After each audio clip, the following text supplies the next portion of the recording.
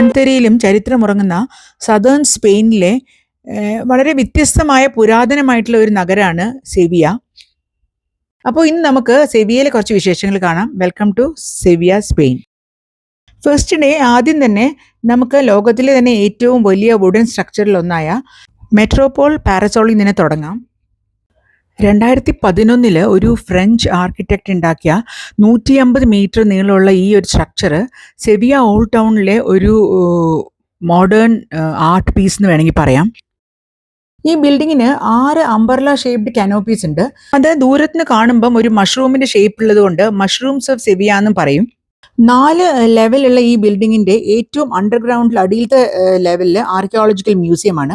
അതിൽ Roman and Moorish remains കുറേ അവർ preserve ചെയ്ത് വെച്ചിട്ടുണ്ട്. ഫസ്റ്റ് ലെവല് ഫാമേഴ്സ് മാർക്കറ്റും കഫേസും ആണ്. ഫസ്റ്റ് ലെവലിന്റെ റൂഫ് വരുന്നത് ഒരു ഓപ്പൺ എയർ പബ്ലിക് സ്ക്വയറും ഒരു പബ്ലിക് ഇവന്റ്സ് ഒക്കെ നടത്താനുള്ള ഒരു ഏരിയ ആണ്. അതിന്റെ മുകളിലുള്ള 2 ലെവലും പെനോറമിക് വ്യൂ കിട്ടുന്ന ഒരു ടെറസ് ആണ്. രാത്രി ഇവിടെ ഒരു നല്ല ഭംഗിയുള്ള ഒരു ലൈറ്റ് ഷോയും ഉണ്ട്. ഈ മെട്രോപോൾ പാരസോളിന്റെ നേരെ മുമ്പിൽ തന്നെയാണ് ഒരു പ്ലാസ ഡേ എൽ കാർണേഷൻ എന്ന് പറഞ്ഞിട്ടുള്ളൊരു സ്ക്വയർ. ഈ സെൻറ്ററിൽ നിന്ന് അല്ലെങ്കിൽ ഈ സ്ക്വയറിൽ നിന്ന് നമ്മൾ എൻട്രി ചെയ്യുന്നത് മെയിൻ ആയിട്ടുള്ള ഒരു കമേഴ്ഷ്യൽ ഏരിയയിലേക്കാണ്. സാന്റാക്രൂസ് ഏരിയ അല്ലെങ്കിൽ സാന്റാക്രൂസ് നെയ്ബർഹുഡ്, ജൂയിഷ് ക്വാർട്ടർ എല്ലാം ഈ ഒരു ഓൾഡ് ടൗണിനുള്ളിൽ തന്നെയാണ്. ഇവിടെ ഈ ഓൾഡ് ടൗണിൽ ധാരാളം ബൈലെയിൻസ് ഒക്കെ ഉണ്ട്. പക്ഷേ നമുക്ക് ഗൂഗിൾ മാപ്പിൽ നോക്കേണ്ട ആവശ്യമേ ഇല്ല. ഏത് ബൈലെയിനിൽ കൂടി നമ്മൾ പോയാലും വഴി തെറ്റില്ല. നമ്മൾ നേരെ എത്തുന്നത് സെവിയ ചേർച്ചിൻ്റെ മുമ്പിൽ തന്നെ ആയിരിക്കും. അപ്പോൾ ഈ ഓൾഡ് ടൗണിൻ്റെ കാഴ്ചകൾ കണ്ട് നടക്കുമ്പോൾ നമുക്ക് സെവിയയുടെ കുറച്ച് ഹിസ്റ്ററിയും കൂടി പറയാം. സെവിയയ്ക്ക് 2000 കൊല്ലം പഴക്കമുള്ള ചരിത്രമുണ്ട്. സ്പെയിനിലെ one of the oldest and historically important ആയിട്ടുള്ളൊരു സിറ്റിയാണ് സെവിയ. 2nd സെഞ്ച്വറിയിലാണ് റോമൻസ് സെവിയ ആദ്യം കണ്ടുപിടിച്ചത്. ഹിസ് പാലസ് എന്നായിരുന്നു റോമൻസ് അന്നിട്ട പേര്.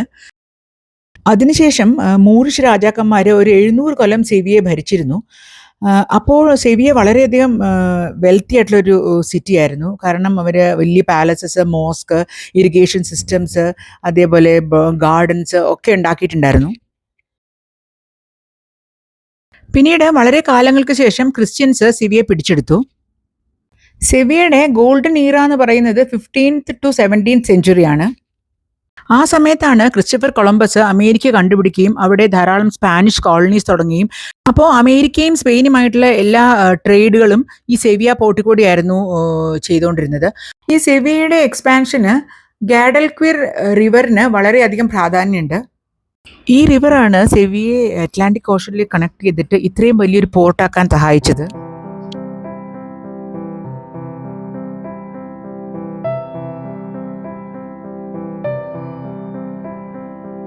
ഈ സ്ട്രീറ്റ്സ് ഒക്കെ പെഡസ്ട്രിയൻ ഫ്രണ്ട്ലി ആണ്. നമുക്ക് ഒരു വറി ആവശ്യമില്ല.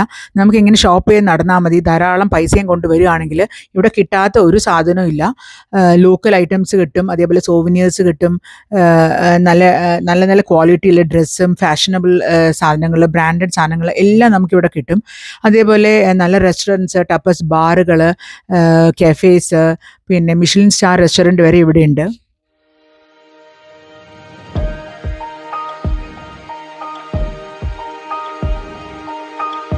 താഴെയൊക്കെ ഷോപ്പുകളാണെങ്കിൽ മുകളിൽ റെസിഡൻസ് ആണ്.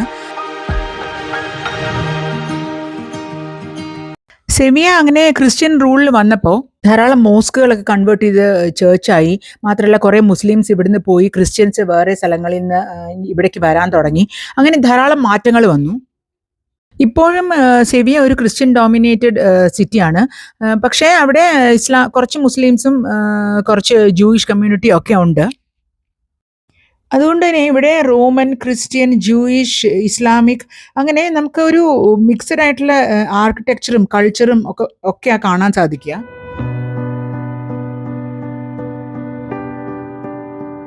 അങ്ങനെ ഞങ്ങൾ കുറച്ച് നടന്നപ്പോഴാണ് ഒരു വലിയ സ്ക്വയറിൽ ധാരാളം ആളുകളൊക്കെ ഉള്ള ഒരു സ്ക്വയറിൽ എത്തിയത്.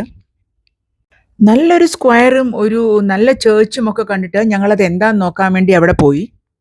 പ്ലാസ ഡെൽ സാൽവഡോർ എന്ന് പറയുന്ന ഈ സ്ക്വയറിലുള്ള എൽ സാൽവഡോർ എന്ന് പറഞ്ഞ ചേർച്ചാണിത്.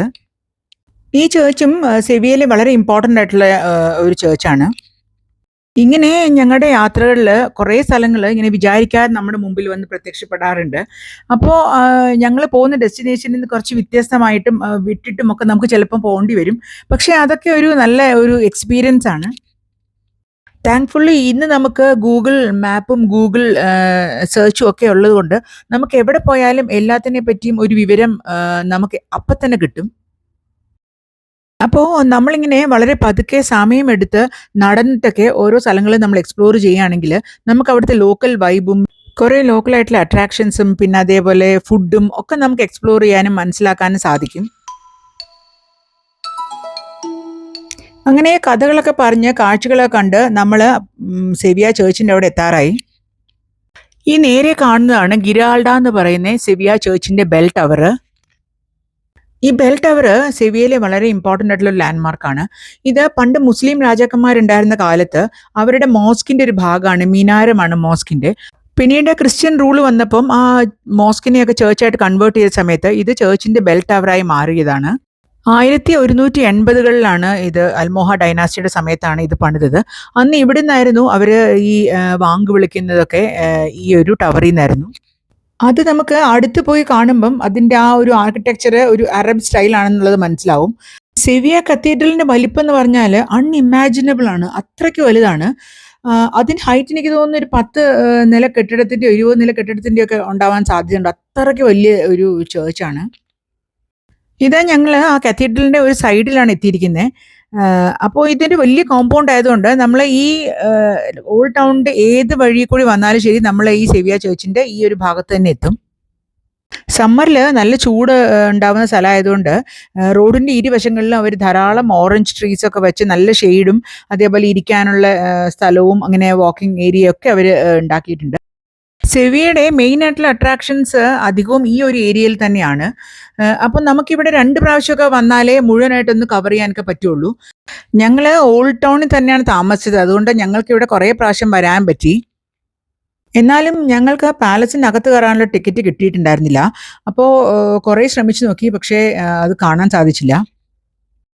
ഇവിടെ ഞങ്ങൾ പ്രത്യേകം ശ്രദ്ധിച്ച എന്താണെന്ന് വെച്ചാൽ എല്ലാ വീടിൻ്റെയും ബാൽക്കണിയിൽ റെഡ് വെൽവെറ്റ് ആയിട്ടുള്ള ഒരു ക്ലോത്ത് അവരിങ്ങനെ കവർ ചെയ്ത് വെക്കുന്നുണ്ട്.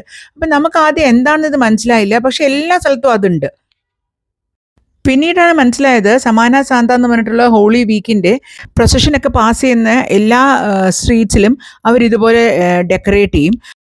അതൊരു ട്രഡീഷൻ മാത്രമല്ല, അത് ജീസസ് ക്രൈസ്റ്റിൻ്റെയും മദർ മേരിയുടെയും സഫറിങ്സിൻ്റെ ഒക്കെ ഒരു പ്രതീകം കൂടിയാണ്. ഒരു പസിൽ പോലെയാണ്. നമ്മളിങ്ങനെ ഏത് വഴി കൂടി പോയാലും തിരിച്ച് സെവിയ ചേർച്ചിൻ്റെ ഏതെങ്കിലും ഒരു ഭാഗത്തെത്തും. അപ്പം അത് കാരണം ധൈര്യമായിട്ട് നമുക്ക് നടക്കാം ഏത് വഴി കൂടി വേണമെങ്കിലും.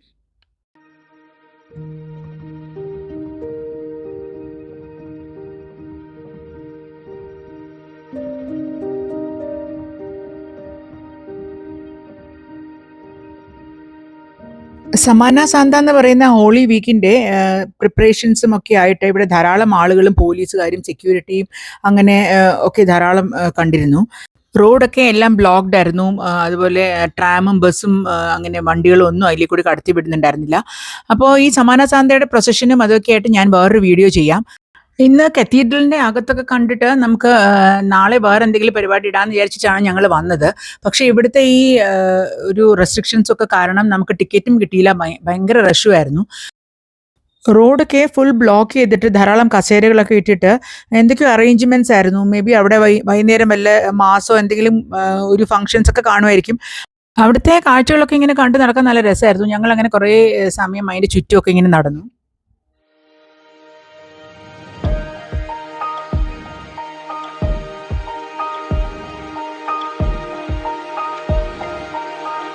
ഇതാണ് സെവിയ കത്തീഡ്രലിൻ്റെ ഒരു സൈഡിലുള്ള എൻട്രൻസ്.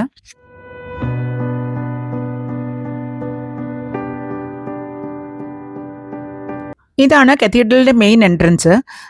ഈ എൻട്രൻസിലെ ഡോറ് തന്നെ വളരെ വലുതാണ്. അതിലെ ഒരു ചെറിയ ഭാഗമാണ് ആളുകൾക്ക് തുറന്നു കൊടുത്തിട്ടുള്ളൂ. അപ്പോൾ സെവിയ കത്തീഡ്രൽ കാണാൻ പറ്റാത്തതുകൊണ്ട് ഞങ്ങൾ അവിടെ ഇങ്ങനെ നടക്കുന്ന സമയത്താണ് ഈ കത്തീഡ്രലിൻ്റെ നേരെ മുമ്പിൽ തന്നെ ഒരു നല്ല ആർച്ചായിട്ടുള്ള ഒരു എൻട്രൻസ് കണ്ടു. കണ്ടിട്ട് നല്ല ഭംഗി തോന്നിയുകൊണ്ട് ഞങ്ങൾ അതിനകത്ത് കയറി നോക്കി. 2 സൈഡിലും ചെറിയ ഷോപ്പുകളൊക്കെ ആയിട്ടുള്ളൊരു നല്ല ഭംഗിയുള്ളൊരു വാക്ക് വേ ആണ്. ആ വാക്ക് വേ എത്തുന്ന ഒരു കോർട്ട് യാർഡിലേക്കാണ്. ഇതിന് പേര് പ്ലാസ ഡെൽ കാബിൽഡോ.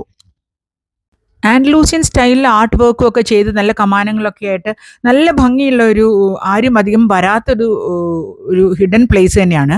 പിന്നെ നടുക്കൊരു നല്ല ഫൗണ്ടനും ഉണ്ടായിരുന്നു. അങ്ങനെ ഇവിടുന്ന് ഞങ്ങൾ ഇന്നത്തെ പരിപാടികളൊക്കെ കഴിഞ്ഞ് തിരിച്ചുപോയി. അപ്പോൾ ഇനി സെവിയയിലെ വേറെ നല്ല വിശേഷങ്ങളുമായിട്ട് അടുത്ത വീഡിയോയിൽ വരാം. കത്തീഡ്രലും ഒക്കെ വിശേഷങ്ങൾ കാണാം. അതുവരെ എല്ലാവർക്കും ബൈ.